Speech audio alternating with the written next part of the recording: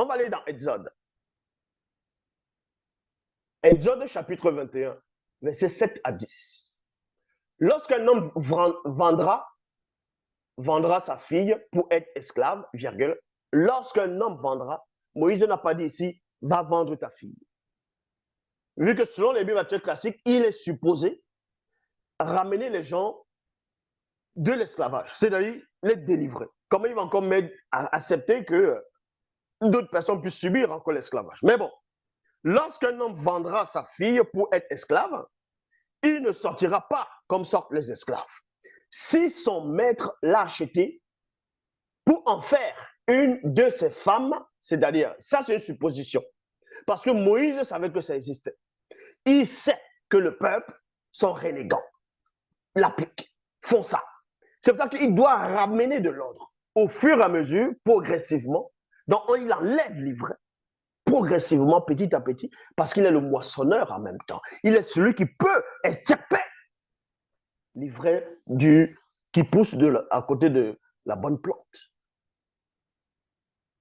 Si son maître l'a acheté pour en faire une de ses femmes, puis s'en désintéresse, virgule, il doit laisser le père la racheter. Il n'a pas le droit de la vendre à des étrangers, ce serait une trahison. Mais votre Jésus a dit quoi? Que si tu répudies ta femme, c'est uniquement parce qu'elle a commis l'adultère. Hein? Ici, Moïse ne parle pas d'une femme qui a commis l'adultère. Mais il dit ici, si un homme, à un moment donné, il ne veut plus sa femme, il ne l'aime plus, il peut la renvoyer. Mais ici, son père peut racheter cette femme. Et plus tard, dans ce qu'on appelle le Nouveau Testament, quand des personnes sont venues voir Jésus, ils ont parlé de ça, de la loi. Moïse, dans la loi, dit la femme, on peut l'expulser, l'aide de divorce, ainsi de suite. Moïse a dit quoi? C'est à cause de la dureté de votre cœur que Moïse vous a prescrit ces genres de lois. Parce qu'à la base, Moïse n'est pas ainsi.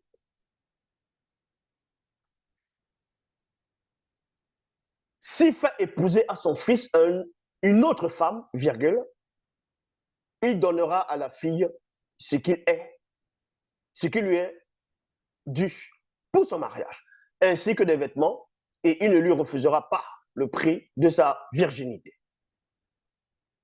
Bible parole de vie.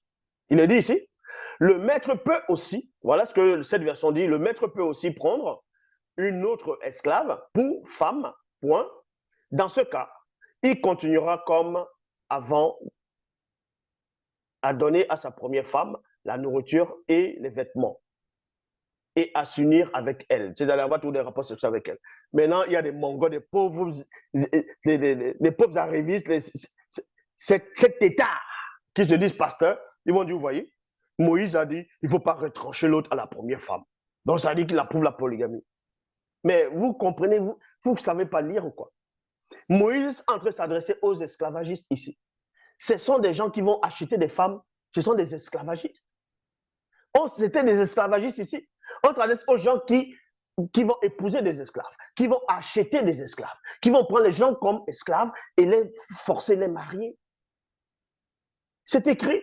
Le maître, quand on dit le maître c'est quoi? C'est un esclavagiste. Le maître peut aussi prendre une autre esclave. C'est-à-dire, on s'adresse aux esclavagistes, à moins que toi, le soi-disant pasteur, tu reconnaisses que tu es un esclavagiste. Eh oui, tu dois reconnaître que tu es un esclavagiste. C'est pour ça que tu es polygame. Donc, vous venez lire des choses, vous ne comprenez pas ce que vous lisez. On s'adressait ici à quoi? À un peuple qui aimait faire la guerre, à un peuple qui prenait des territoires, à un peuple qui prenait l'esclavage, qui massacrait, qui tuait des gens. Dans ce cas, vos enfants ne vous obéissent pas, allez les lapider aussi. Moïse a prescrit ça, non? N'est-ce pas Jésus qui dit, il n'est pas venu abolir la loi des prophètes? Dans ce cas, allez tuer tous vos enfants aussi, dans ce cas. N'importe quoi. Exode, chapitre 21, verset 11. S'il ne fait pas pour elle ces trois choses, elle peut reprendre sa liberté gratuitement sans verser d'argent. Maintenant, on va aller dans le livre de Marc. Marc, chapitre 10, versets 5 à 8. C'est parce que vous avez le cœur dur qui vous a donné ce commandement.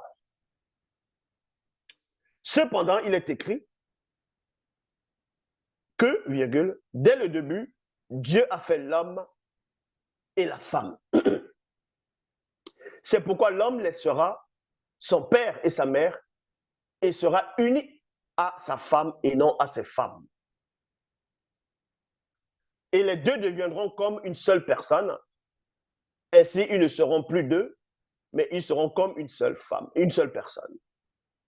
Marc, chapitre 10, verset 9, traduction littérale Alain Dumont. Ce que donc Dieu a uni à une paire, à une paire, P-A-I-R-E, en une paire, P-A-I-R-E, virgule, un homme qui ne lui fasse pas quitter la place. Ça veut dire quoi? Ça veut dire que dans la préscience, dans les bibliothéques classiques de Dieu, il a prévu dans le mariage un homme et une seule femme et non la polygamie. C'est pour ça que Jésus, maintenant, dans les bibliothéques classiques, dans Marc 9, dans Marc 10, verset 9, dans la traduction littérale Alain Dumont, explique ici que ce que Dieu a uni à une paire, virgule, un homme, virgule, dont toi, le soi-disant pasteur, qu'il ne lui fasse pas quitter la place. Une paire, c'est quoi? Une paire, c'est ensemble de deux choses identiques ou une symétrique qui sont destinées à être utilisées en même temps, qui vont habituellement l'une après l'autre, une paire de chaussettes. Toi, le soi-disant pasteur, quand tu vas prêcher dans tes fausses églises, là, tu portes bien une paire de chaussettes, non? Pourquoi tu ne mets pas une paire de chaussettes et tu prends la moitié d'une paire de chaussettes, tu rajoutes sur un autre pied? C'est la polygamie, non? Pourquoi tu ne le fais pas? Vous ne comprenez même rien du tout de la spiritualité. Même vos propres Bibles, vous ne comprenez pas. Maintenant, quand on dit une paire, c'est-à-dire père, il y a aussi un père. Un père, c'est quoi? C'est maladresse, choquante ou préjudiciable. Point. Donc, la polygamie, c'est une maladresse choquante et préjudiciable.